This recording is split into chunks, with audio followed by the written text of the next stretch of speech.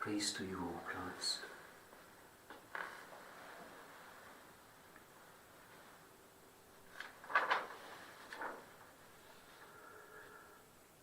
Let us spend some time with today's readings from Prophet Isaiah, chapter 49, verses 8 to 15, and John's Gospel, chapter 5, verses 17 to 30.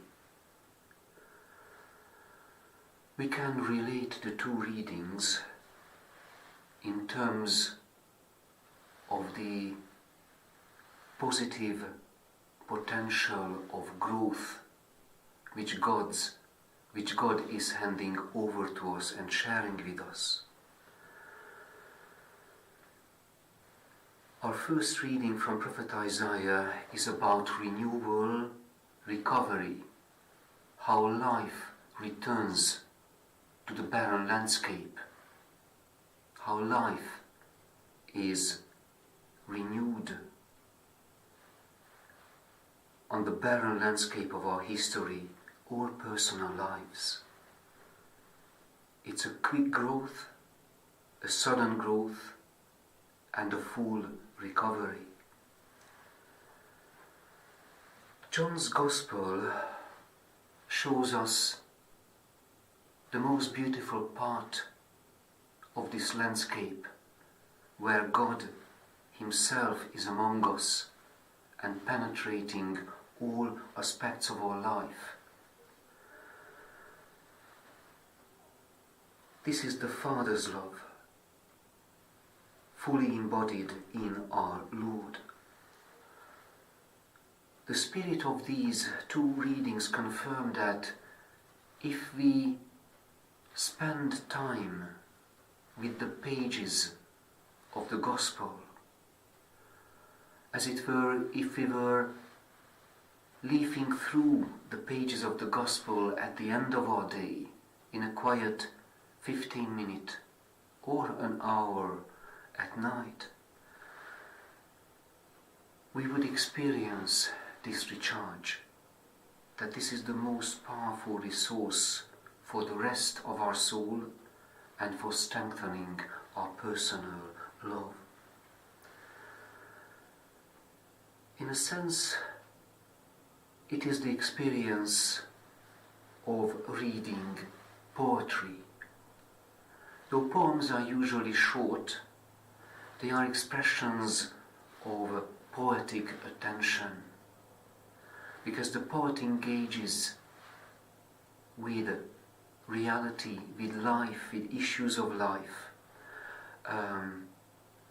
in terms of love and commitment to our world in which we live.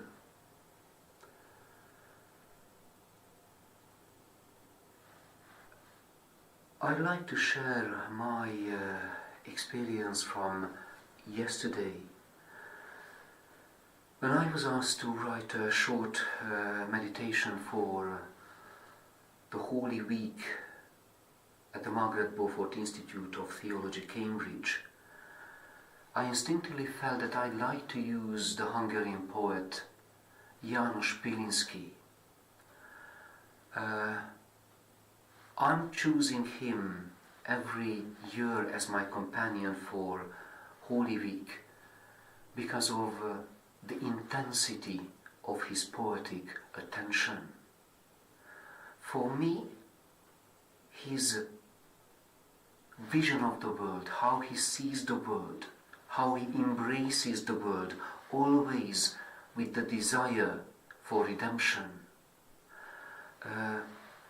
is a model, a small-scale model of how the Gospel is offered us to see and to be seen by the Word of God. His writings, as a towering figure of post-Second War Hungarian poetry, is not an easy reading. His poetry was born from the experience of the concentration camps and and prisoners of war, which he experienced, which he saw in Germany as a young soldier who was recruited in the last years of the world, right after secondary school. These are difficult, complex readings, but the intensity of his attention is, it's not the best word, mind-blowing.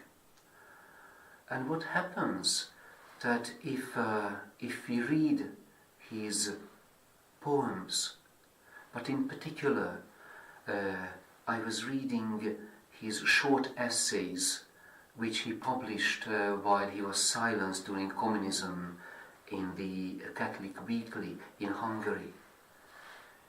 These are profound observations. We can find in it the silence of the gospel, the wounded human eye, the poet's wounded eye and life, but also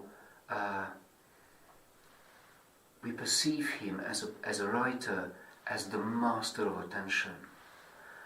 And what is really interesting, that when we are engaging with a poet or with a serious writer, it's something really serious. Though it's not easy, because we lost the ability to spend time with observing and praying for the wounded human condition. But in the writings of these authors and poets and artists, there's a profound healing capacity. Just like entering step by step into a sea, we are immersed in the intensity of their attention. And what we experience in the end, that our ability to see is recovered.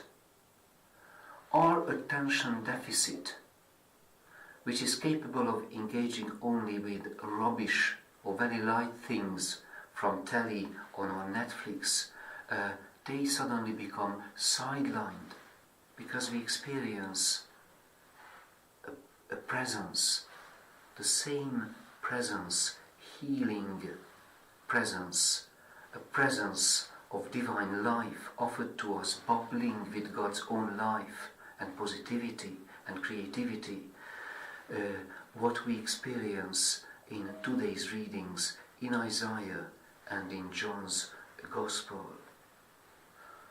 So let us try to find some time for preparation when we can heal our attention deficit, when we can recover the attention deficit of personal love in our relationships.